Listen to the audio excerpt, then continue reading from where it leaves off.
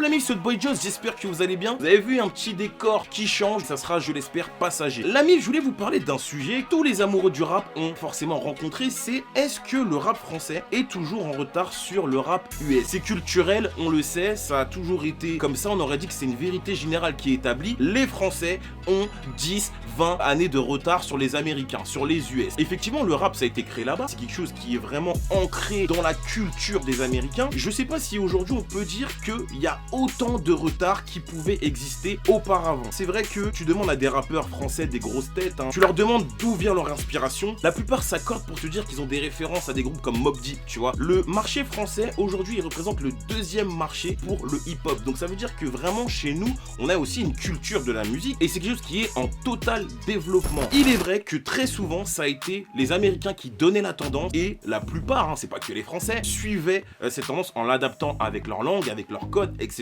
etc. Je pense notamment aux années 2000 où il y avait la Dirty. T'as beaucoup de rappeurs français qui se sont essayés. Je pense notamment à des mecs comme Rof ou comme Booba. Si on parle de la trappe, à l'époque, t'avais des mecs comme Lil Reese, t'avais des mecs comme Chief Keef, t'avais des mecs comme Migos. Très rapidement, ça s'est implanté en France. Et quand tu regardes ce parallèle qui s'est fait au niveau surtout de la rapidité d'application, je pense concrètement que l'internet et le streaming a joué fortement là-dedans. Si avant on avait énormément de retard, je pense que le retard petit à petit il se comble grâce à la technologie. L'internet c'est partout pareil. C'est vrai que là-bas ils sont déjà à la 5G, mais mis à part ça, l'industrie musicale en France a évolué aussi rapidement que lorsqu'on recevait les informations. Peut-être qu'à l'époque quand t'avais un clip, quand t'avais des sonorités qui arrivaient, le temps de le recevoir et de l'appliquer, de le comprendre, de l'étudier, de l'analyser, le processus il était beaucoup trop lent. Aujourd'hui, une musique qui sort aux États-Unis, le soir même tu l'as en France, grâce à l'internet, tu vois. Tu peux le streamer aussi rapidement qu'un carry. Et finalement, la distance qui a été établie avec le manque de technologie s'est réduite avec justement la technologie.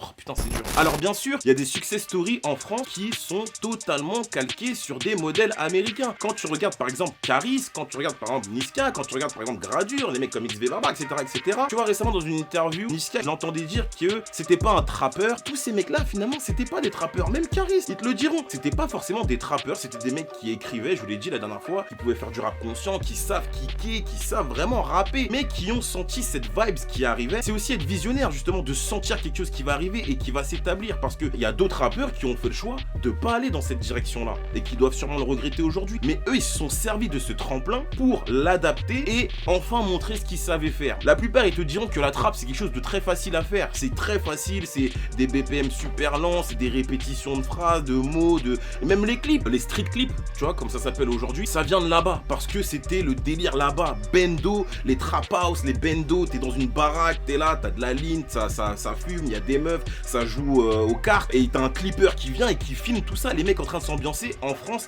ça ne se faisait pas. Donc, le modèle américain a toujours été influent dans le modèle français. La différence qui s'est opérée, c'est que l'information arrivait beaucoup plus vite. C'est-à-dire qu'avant, on était en 1 giga, frère, et maintenant, on est en fibre, tu vois. Maintenant, on est en fibre, ça va super vite. Mais il reste deux choses à expliquer. Les artistes qui ont complètement pété sans reprendre aucun code américain. Et parmi ceux-là, on peut en citer, comme notamment Jul. Jul, il est arrivé avec un style pas du tout carry, avec des sonorités qu'on peut dire maintenant à la française, parce que c'est un truc qui développe ici et qu'on n'entend pas ailleurs. Il a cassé tous ces codes de trap, tu vois, il arrivait vraiment avec son propre délire. C'est un total dictateur parce qu'il arrivait avec son propre style, avec sa propre production. C'est-à-dire que le mec, il te sort des albums comme il pourrait sortir des singles. Et ça a complètement révolutionné le marché français. Aujourd'hui, un artiste qui met un album par an, c'est bizarre, tu vois. La plupart, ils vont te sortir 2 projets ou ils vont essayer d'être en feat sur la plupart des projets qui vont être présents dans l'année pour pas que tu les oublies. Donc ça, c'est un nouveau schéma que ce mec-là, il a adapté. Je pense notamment aussi à des mecs comme PNL, tu vois. Dictature totale, pas de promo, un style de musique cloud qui peut s'apparenter. Ils ont leur propre délire. Donc je l'accepte. Leur propre délire, leur propre mode de fonctionnement, successful de ouf. Et pour appuyer mes propos, justement, je voulais vous mettre cette petite photo des meilleurs démarrages mondiaux en physique. Attendez bien de lire, c'est en physique. Il y a 2 Français qui sont dedans, PNL et Nekfeu. Ça veut dire que quand même, il y a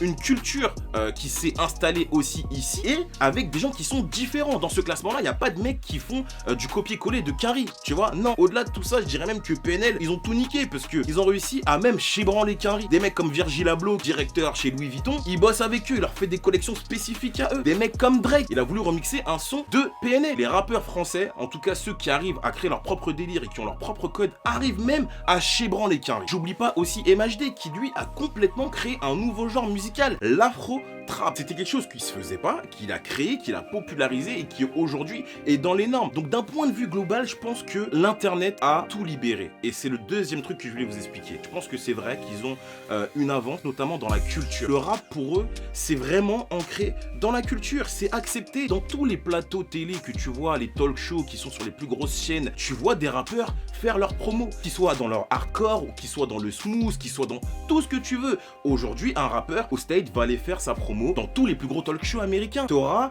un président qui va inviter un rappeur à la Maison Blanche. Barack Obama, t'avais tous les rappeurs, Jay-Z. Aujourd'hui, t'as Trump, bon, t'as Kanye West qui vient. Mais pareil, la culture de la musique chez eux, c'est un autre truc. T'as des mecs qui peuvent se clasher le lundi, le mercredi, ils font un feat. Parce que eux, ils voient plus loin que le clash, ils voient le business. Ils vont se clasher le lundi. Ils vont voir que ça fait grave de l'interaction sur internet, etc., etc. Plutôt que de se tirer dessus, ils vont s'allier pour faire une musique. Après, je dis pas que ça se tire jamais dessus, hein. Bien sûr que ça se tire là-bas aussi. Mais ils ont cette autre approche qui est business. L'internet et le streaming, ça a tout révolutionné. Pourquoi? Peut-être qu'avant, s'ils avaient de l'avance, c'est parce qu'on n'avait pas les moyens pour mettre la lumière sur d'autres, peut-être, qui faisaient quelque chose d'original. Je pense pas que Jul, PNL, MHD, ça soit des extraterrestres qui sont arrivés juste en 2000, frère. Tu vois? Non. Je pense qu'il y avait toujours des mecs comme ça qui existaient, mais qui n'avaient pas les moyens nécessaires et qui n'avaient pas les structures et qui n'avaient pas les... Finalement, la société n'était pas prête pour permettre à ces gens-là de montrer ce qu'ils savent faire. Le streaming, l'internet, ça a permis quoi? Ça a permis à des mecs en indé, en totale indépendance,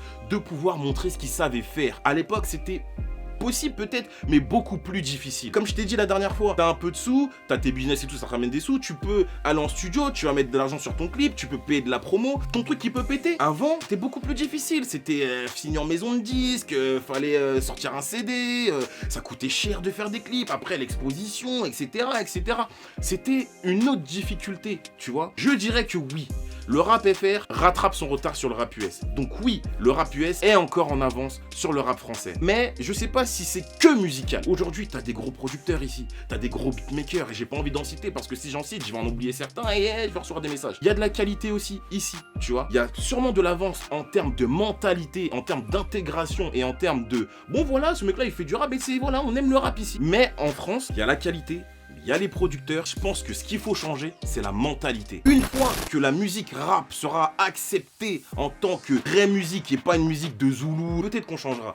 Mais en tout cas, vraiment en termes de qualité, en termes de production, il y a de l'avance encore chez eux, mais on s'en rapproche. Et pire en fait, j'ai envie de dire qu'on a nos propres forces. Avant, quand un rappeur français fitait avec un rappeur US, c'était la consécration ultime. Aujourd'hui, est-ce qu'on a besoin de fitter avec eux? Non. Non, aujourd'hui un rappeur qui arrive, qui émerge, il fait un feat avec Booba, y a pas de souci, t'as pas besoin d'aller chercher Drake. De toute façon, t'auras pas l'argent. Mais tu vois, c'est pour te dire. Et pire encore, même si Booba il fait un feat avec un gros US, est-ce que ça marchera? Donc vraiment, la culture française, elle s'est développée. On a nos propres codes aujourd'hui, on a nos propres attentes, on sait ce qu'on veut, on sait ce qu'on aime. Et on a des grosses têtes d'affiche qui portent notre rap. Au State, ils ont aussi tout ça. Ils ont de l'avance en termes de mentalité. Mais je l'espère que ça va se réduire, en tout cas petit à petit ici, et que les mentalités vont faire que cette musique est acceptée partout. Voilà la MIF, c'était mon avis sur la question. J'espère que je vous ai fourni une belle vidéo et que ça vous a appris certaines choses. N'hésitez pas à me partager votre avis si pour vous le rap US est toujours en avance considérablement sur le rap français. Ça m'intéresse et on se retrouve très bientôt pour une nouvelle vidéo. C'était votre boy Joss. Prenez soin de vous, faites attention à vous, faites pas de bêtises et respectez-vous les uns les autres. C'était votre boy Joss. See you next time guys. Peace out. Ciao.